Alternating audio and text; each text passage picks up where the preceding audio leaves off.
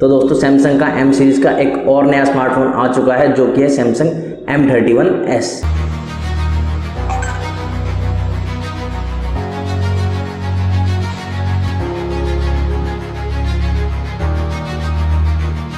जो कि बहुत अच्छा फ़ोन है। और बात करें इसके बेस वेरिएंट की तो इसका base variant 6GB plus 128GB के साथ आता है, जिसका प्राइस रखा गया है 19,499 रुपीज़। और अब बात करें फ़ोन की तो फ़ोन में काफ़ी सारे अच्छे फीचर्स भी हैं, पर साथ ही साथ मुझे पर्सनली इसमें कुछ कमियां भी लगी। तो मैं आज की वीडियो में आपसे बात करूंगा इसी सब के बारे में। तो अगर आप इस फ़ोन को लेने की सोच रहे हैं तो इस वीडियो को लास्ट तक देखिएगा। तो हेलो गाइज, मैं हूं नरेश और आपका एक बार फिर से स्वागत है टेकबोर्ड 24 की इस नई वीडियो में। तो चलिए वीडियो शुरू करते हैं।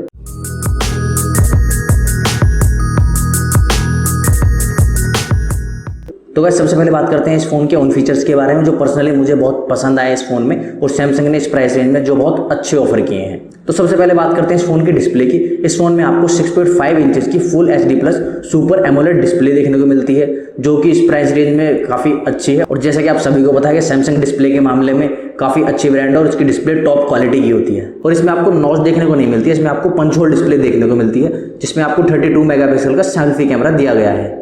सो अब बात करते हैं इसके कैमरे की। इसमें आपको बैक साइड में 4 कैमरे देखने को मिलते हैं। इसका जो प्राइमरी कैमरा है वो 64 मेगापिक्सल का है, जो कि आपको सोनी के सेंसर IMX682 के साथ मिलता है। और इसका जो नेक्स्ट कैमरा है वो 12 मेगापिक्सल का है, जो कि अल्ट्रा वाइड सेंसर के साथ आता है।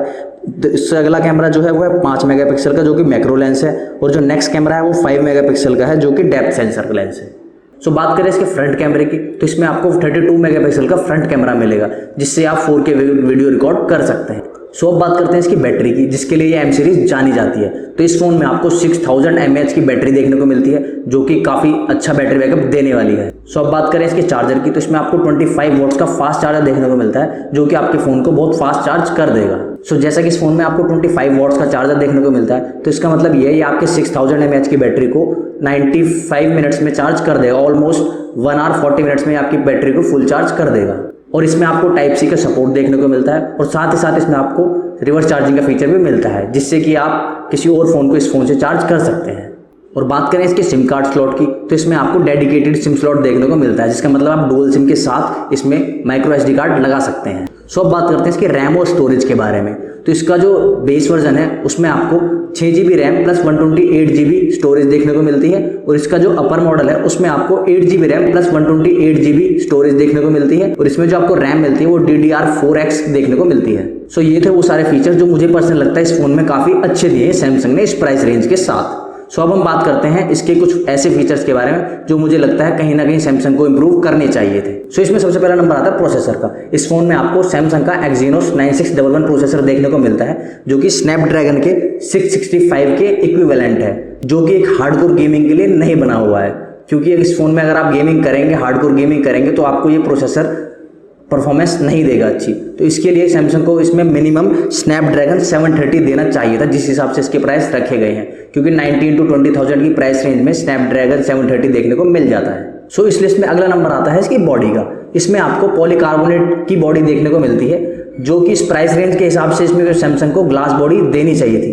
पर सैमसंग M सीरीज में पॉलीकार्बोनेट की बॉडी ही देता है, क्योंकि वो ग्लास की बॉडी देता है A सीरीज में, इसलिए सैमसंग ने इसमें पॉलीकार्बोनेट की बॉडी दी है।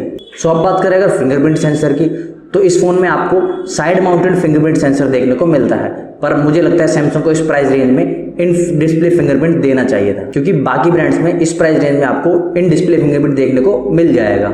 सो गाइस ये मेरा ओपिनियन था इस फोन के बारे में। बाकी अगर बात करें प्राइस रेंज और फोन की तो इस प्राइस रेंज में सैमसंग का ये बहुत अच्छा फोन है। अगर आप इसकी जो मैंने आपको कमियां बताई हैं, अगर आप उनको नेग्लेक्ट कर सकते हैं तो आप इस फोन को जरूर ले सकते हैं। ये काफ़ी अच्छा फोन है सैमसंग का और इस रेंज में आपको सैमसंग की ब्रांडिंग के साथ मिल रहा है। सो गाइस अगर आपको वीडियो पसंद आई हो तो वीडियो को लाइक कीजिए, दोस्तों के साथ शेयर कीजिए और हमारे चैनल को सब्सक्राइब कीजिए। मिलते हैं नेक्स्ट वीडियो में।